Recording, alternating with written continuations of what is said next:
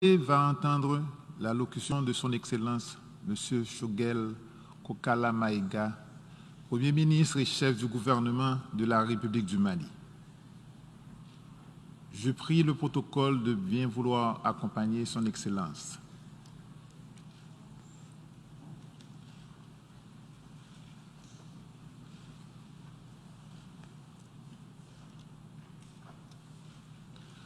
Au nom de l'Assemblée générale, j'ai l'honneur de souhaiter la bienvenue à l'Organisation des Nations Unies, à son Excellence, M.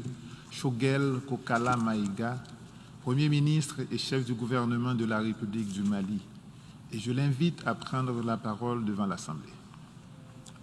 Monsieur le Président de l'Assemblée générale, Mesdames et Messieurs les chefs d'État et de gouvernement, Monsieur le Secrétaire général de l'Organisation des Nations Unies, Mesdames et Messieurs, je voudrais avant tout propos vous adresser les salutations fraternelles du peuple africain du Mali et celles du président de la transition, chef de l'État, son Excellence le colonel Assimi Goïta. Je voudrais également, en leur nom et à mon nom propre, vous adresser, Monsieur le Président, les chaleureuses félicitations de la délégation du Mali pour votre brillante élection à la présidence de cette 76e session de l'Assemblée générale. Je félicite également votre prédécesseur, son Excellence M. Volkan Bozkır de la République de Turquie, pour la manière remarquable avec laquelle il a dirigé les travaux de la 75e session de l'Assemblée générale. Qu'il me soit permis également de réitérer à notre secrétaire général, M. Antonio Guterres, notre haute appréciation des efforts louables qu'il continue de déployer pour la réalisation des nobles objectifs de notre organisation commune. Monsieur le Président, la 76e session ordinaire de l'Assemblée générale s'ouvre fort opportunément sur le thème de l'espoir. L'espoir de renforcer notre résilience pour nous relever de la pandémie de la COVID-19 dans un esprit de responsabilité, de coopération et de solidarité. L'espoir d'un monde plus sûr, d'un monde de sécurité humaine.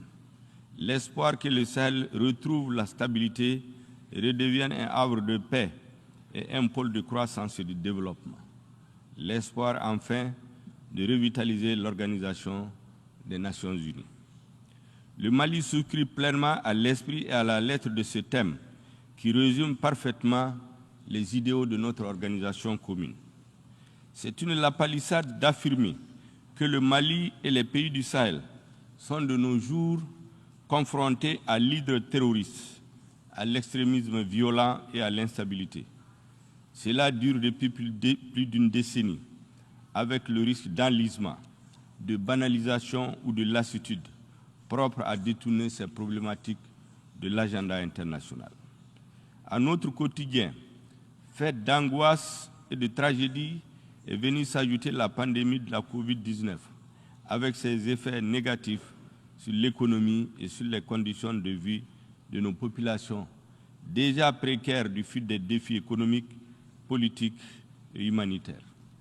Rarement, un pays ou une région aura été aussi durement éprouvée par l'enlisement, l'empilement des crises, plus que le Mali et les États du Sahel. C'est dans ce contexte difficile que le peuple malien, après plusieurs mois de soulèvement populaire, a choisi une autre direction à notre pays et placé tous ses espoirs dans le processus de transition politique en cours dont il est l'artisan principal. Le gouvernement de transition, que j'ai l'honneur de diriger depuis le 11 juin 2021, comprend les représentants des forces vives du Mali. Fait notable, il comprend aussi, dans un souci d'inclusivité, des membres des mouvements signataires de l'accord pour la paix et la réconciliation issus du processus d'Alger, ainsi que des représentants des forces politiques et sociales de notre pays. Aussitôt installés, nous avons travaillé ensemble à l'élaboration du plan d'action du gouvernement de transition qui contient un ensemble de mesures dont la mise en œuvre va assurer la prise en charge des préoccupations majeures des populations éprouvées par la crise sécuritaire, politique, sanitaire et économique. Ce plan d'action du gouvernement, adopté le 2 août 2021 par le Conseil national de transition, organe législatif transitoire, s'articule autour de 4 axes prioritaires. Il est assorti d'un chronogramme d'exécution et d'un budget prévisionnel. Le premier axe du plan d'action du gouvernement érige la sécurité au rang de priorité élevée. Il répond à l'aspiration profonde de notre peuple, à la paix, à la quiétude, au vivre ensemble, à la cohabitation pacifique, à la cohésion sociale. En effet, malgré les succès indéniables enregistrés par les forces armées maliennes et leurs alliés, auxquels je rends hommage, les menaces entretenues par le terrorisme et les autres formes de banditisme et de criminalité transnationale continuent, hélas, à endeuiller notre peuple au quotidien et à menacer les fondements de l'État. De mars 2012 à ce 25 septembre 2021, où je m'adresse à vous du haut de cette auguste tribune, la situation dans mon pays ne s'est guère améliorée, malgré le soutien international et la présence sur notre sol d'une opération de paix de l'ONU, la MINUSMA, et des forces internationales telles que l'opération française Barkhane, la force européenne Takuba et la force conjointe du G5 Sahel. La situation continue progressivement de se détériorer au point que des pans entiers du territoire national échappent au contrôle du gouvernement. Mes citoyens vivent sous l'emprise des groupes armés terroristes, dans le déni de leurs droits les plus élémentaires. Leur accès aux services de base demeure hypothétique en raison de la faible présence des services de l'État, consécutive à l'insécurité grandissante. La MINUSMA, dont je salue ici le courage et la contribution à la stabilisation du Mali, évolue dans cet environnement vulnérable avec ce que cela comporte comme menace sur elle. Face à cette situation préoccupante, le gouvernement est régulièrement et fortement interpellé par les populations maliennes, de plus en plus exigeantes vis-à-vis des pouvoirs publics et des partenaires internationaux. S'il est établi que l'un des droits fondamentaux des populations est le droit à la sécurité, la garantie de celle-ci, assurément, est l'élément de légitimation de l'État aux yeux des citoyens.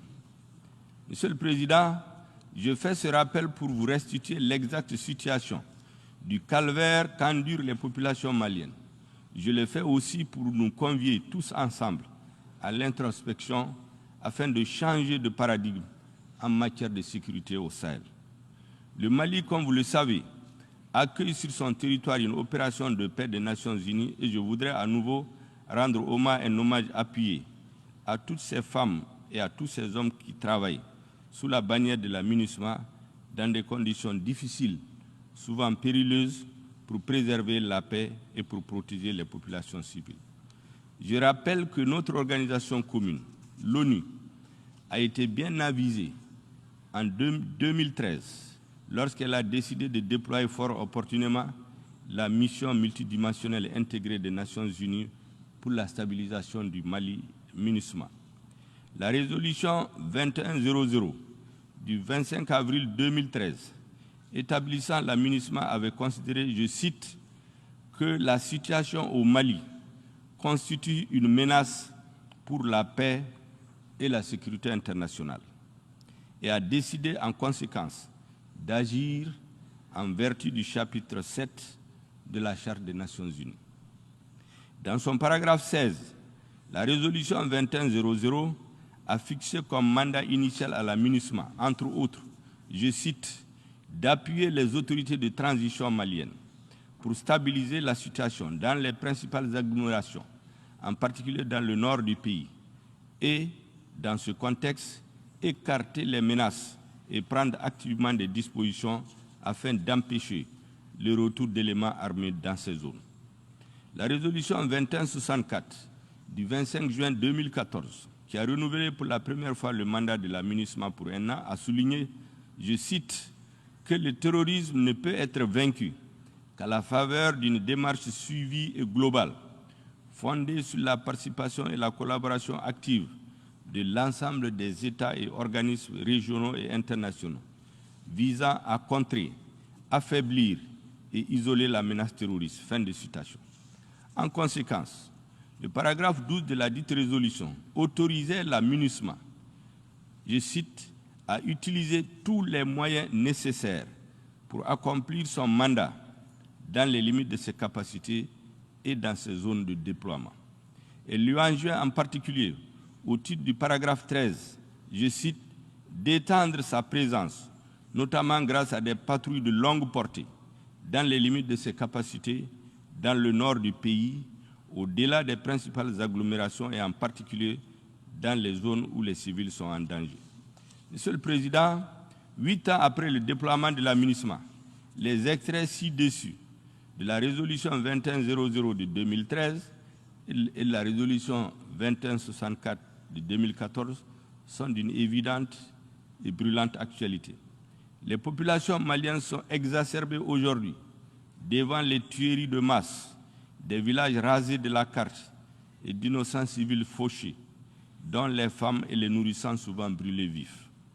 Les Maliennes et Maliens ont le net sentiment que la mission assignée à la MINUSMA a changé en cours de route, et notamment depuis 2015, suite à la signature de l'accord pour la paix et la réconciliation issu du processus d'Alger, alors même que les défis qui ont justifié son déploiement sont restés constants.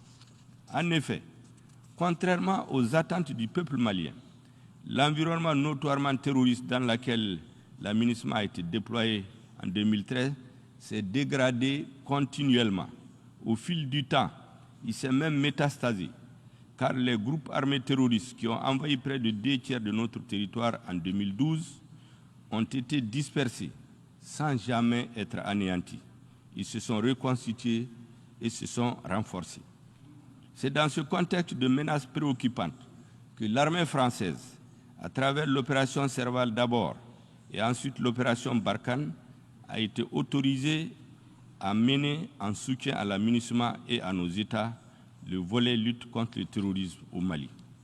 C'est également dans ce contexte, Monsieur le Président, que l'opération française Barkhane annonce subitement son retrait en vue, dit-on, d'une transformation en coalition internationale dont tous les contours ne sont pas encore connus, en tout cas pas de mon pays, pas de notre peuple.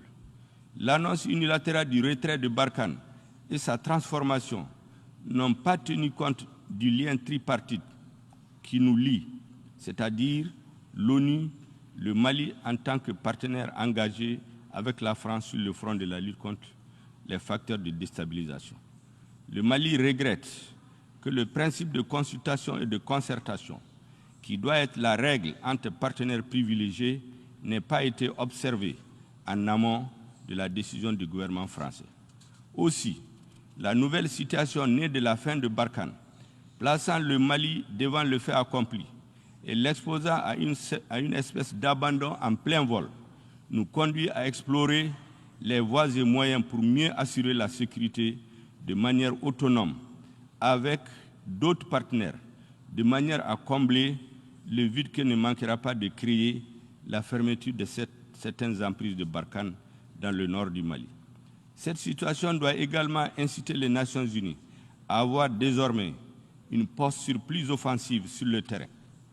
Monsieur le Président, il n'existe pas de sentiment anti-MINUSMA au Mali, pas plus qu'il n'existe de sentiment anti-français dans notre pays.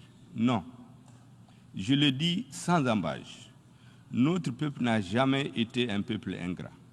Au sommet de l'État et au sein des populations, il existe un désir de paix et une soif de sécurité qui font écho à l'exigence d'efficacité des instruments et des mécanismes politiques et militaires mis en place et qui font paradoxalement du Mali un pays surmilitarisé mais très vulnérable face au terrorisme, devenu un facteur de désintégration de nos États, de nos sociétés et de déstabilisation des fondements de nos pays. Que devrions-nous faire face à un tel paradoxe? Que faut-il faire pour répondre à l'angoisse, à l'exaspération et à la colère des populations maliennes?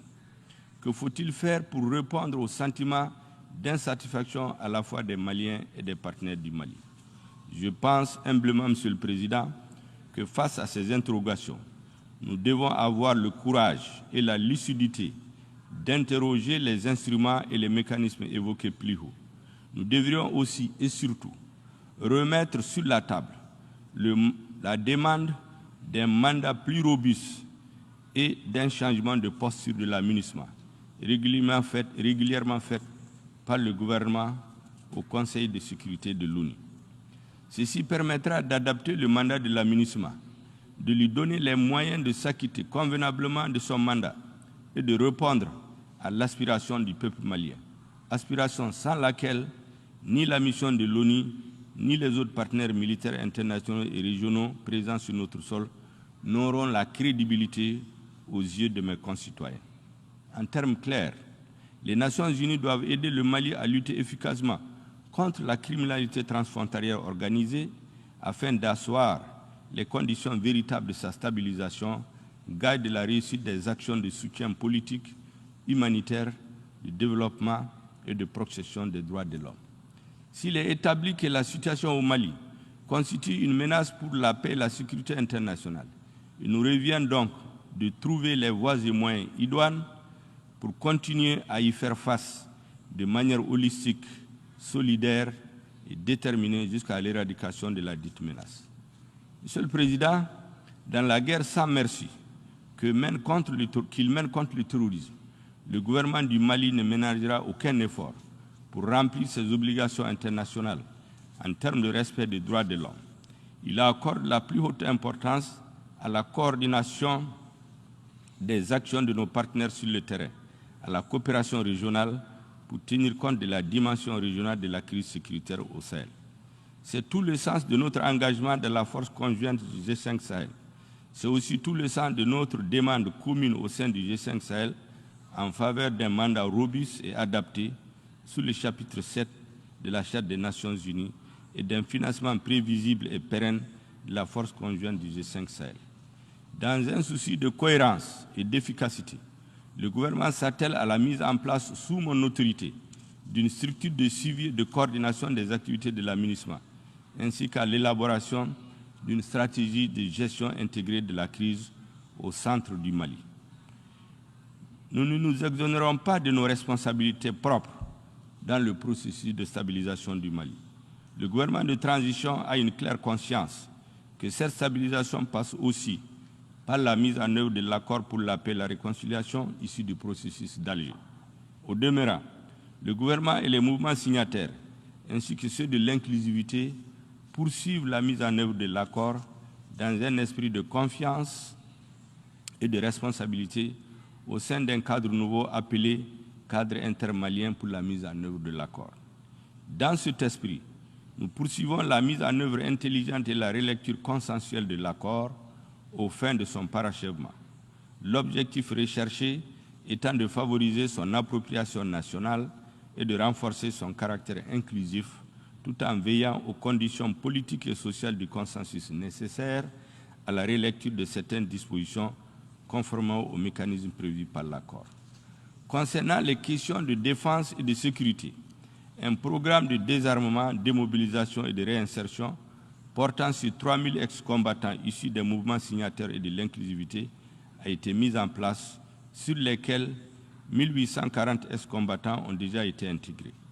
Le gouvernement a également exprimé sa volonté d'intégrer 1160 restants au plus tard le 21 août 2021, n'eût été la lenteur accusée par la coordination des mouvements de l'Azawad dans la fourniture de la liste de ses représentants. Par ailleurs, le gouvernement du Mali est disposé à l'intégration prochaine des ex-combattants au sein des forces de sécurité, de la fonction publique de l'État et d'autres corps paramilitaires, dès que les quotas compatibles avec les capacités du budget national sont fixés. Le gouvernement est déterminé à surmonter les obstacles techniques qui émanent des autres parties à l'accord, en particulier des mouvements signataires dont l'adhésion au DDR doit être sans réserve. Le volet réinsertion socio-économique entamera les activités d'ici la fin du mois de septembre, avec l'appui de la MINUSMA et de la Banque mondiale. Je n'oublie pas ici la situation des réfugiés maliens dans les pays voisins et des personnes déplacées internes, qui reste une préoccupation majeure du gouvernement. Nous nous attellerons à créer avec l'appui des partenaires bilatéraux et multilatéraux, les conditions idoines d'un retour de la sécurité et de la dignité de nos populations et à assurer leur participation aux prochaines élections. Monsieur le Président, la transition en cours au Mali se veut une transition de rupture qui porte l'espoir de guérir le Mali des maux qui l'assaillent, dont l'instabilité politique et institutionnelle, l'affaissement de l'État, conséquences directes de la corruption et de l'impunité. Pour réussir ce pari, notre pays a décidé de s'engager dans la voie des réformes qui constituent le deuxième axe du plan d'action du gouvernement.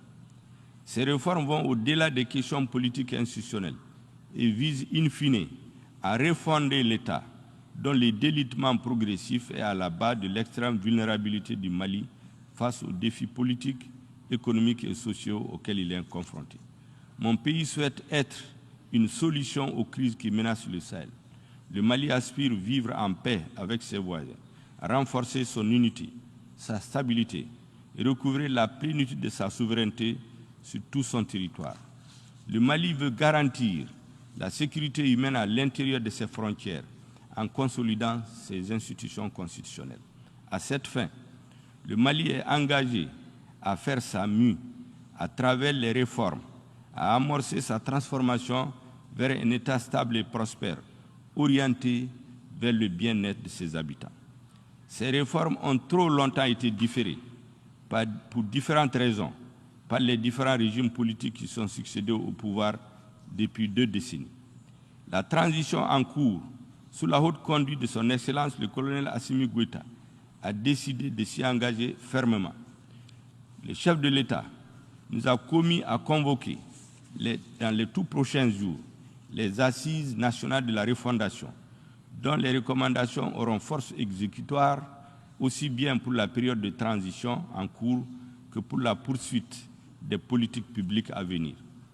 Le troisième axe prioritaire du gouvernement est consacré à l'organisation des élections générales, transparentes, crédibles et inclusives, devant marquer le retour à l'ordre constitutionnel au Mali.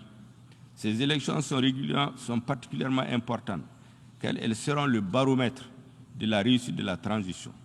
Nous savons que leur qualité et leur crédibilité conditionneront l'avenir de notre démocratie, la légitimité et la solidité des institutions. Tirant les leçons de notre pratique démocratique récente, le gouvernement va instituer un organe unique indépendant de gestion des élections. Cet organe unique de gestion des élections posera les jalons politiques, juridiques et institutionnels de la restauration de la confiance des acteurs politiques et des citoyens lors des compétitions électorales. Il s'agit là d'une innovation majeure de nature à renforcer la démocratie et la légitimité des institutions. Nous avons conscience des délais impartis à la transition et de nos engagements internationaux. Nous travaillons sans relâche à les respecter. Dans cette optique, l'organe unique de gestion suivra un processus accéléré de mise en œuvre à travers la relecture de la loi électorale, l'installation d'un directoire national et des démembrements au niveau régional et local et dans les ambassades et consulats du Mali. À cet égard, la table ronde sur l'examen de l'avant-projet des termes de référence des Assises nationales de la refondation est ouverte hier à Bamako. Au-delà de la question de l'organe unique de gestion des élections, le gouvernement va s'atteler à réformer le système électoral à travers la relecture des textes fondamentaux régissant les élections. Enfin, Monsieur le Président, le quatrième axe de l'action gouvernementale consistera à instaurer la bonne gouvernance et l'adoption d'un pacte de stabilité. Sous ce chapitre, le gouvernement s'est engagé à assurer une gouvernance de rupture et d'exemplarité. Une lutte implacable est déjà engagée pour combattre la corruption et l'impunité qui sont à la base de la déliquescence de l'État. Les mesures en cours dans ce sens vont se poursuivre et s'intensifier. La gouvernance de rupture se traduit d'ores et déjà par une réduction drastique du train de vie de l'État afin de dégager des espaces budgétaires pour améliorer les conditions de vie des populations et assurer une répartition équitable des richesses nationales. Le président de la transition et le gouvernement ont déjà donné de bons exemples dans ce sens. Les ressources ainsi dégagées seront affectées vers les services sociaux de base. pour plus de justice et d'équité entre les travailleurs, le gouvernement, après avoir procédé à l'harmonisation des grilles salariales au sein de la fonction publique, va initier dans les meilleurs délais une conférence sociale en concertation avec les partenaires sociaux et les acteurs du monde du travail. Monsieur le Président, pays sahélien à vocation essentiellement agricole, d'élevage et de pêche, le Mali demeure fortement préoccupé par les changements climatiques, qui constituent l'un des défis majeurs pour la survie et le développement de l'humanité. En effet, mon pays subit de plein fouet les effets du changement climatique, caractérisés par l'avancée et la désertification et son impact sur la faune et la flore, l'achèvement de nos fleuves et de nos cours d'eau, l'augmentation du niveau de chaleur, les inondations, etc., etc. C'est pourquoi je voudrais réaffirmer l'attachement du Mali à la mise en œuvre de l'accord de Paris sur le climat. Monsieur le Président, je voudrais conclure en rappelant que l'action du gouvernement de transition au Mali est orientée sur 3 piliers qui correspondent à 3 besoins vitaux pour le Mali. Il s'agit du besoin de sécurité, du besoin de justice pour lutter contre la corruption et l'impunité et du besoin de réforme, j'allais dire de refondation. Il est impérieux de continuer à travailler, à améliorer l'environnement de sécurité au Mali avec l'aide des amis du Mali, en appui aux efforts des forces de défense et de sécurité. Il est tout aussi impérieux de mener les réformes nécessaires à la refondation de l'État et à l'adaptation des textes régissant les élections aux besoins de la société malienne et aux évolutions du temps. Il n'y a pas d'alternative aux réformes que nécessite l'état désastreux du Mali si nous voulons faire en sorte que ce grand pays reste debout et redevienne stable.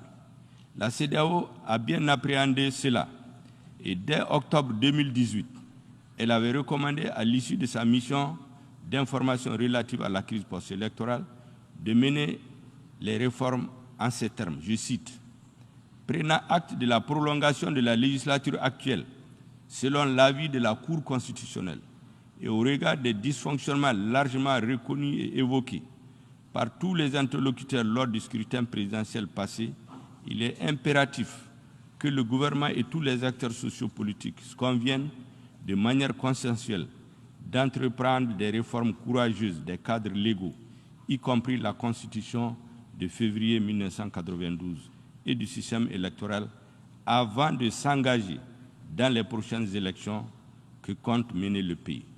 Je dois dire que cette importante recommandation de CEDEAO n'a pas été suivie d'effet à ce jour. Le gouvernement de transition que j'ai l'honneur de diriger s'attelle à la mise en œuvre diligente de cette mesure.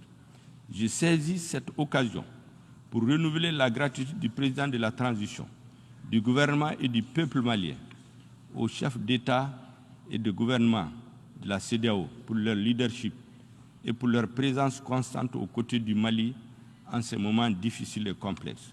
Nous les exhortons à continuer à avoir une lecture lucide de la situation qui prévaut au Mali, un pays vaste, ouvert sur 7 frontières et qui constitue une digue pour toute la région ouest africaine.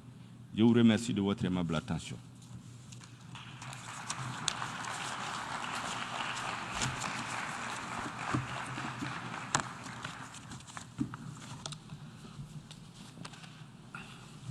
Au nom de l'Assemblée générale, je tiens à remercier le Premier ministre et chef du gouvernement de la République du Mali de la locution qu'il vient de prononcer. Et je prie le protocole de bien vouloir accompagner son Excellence.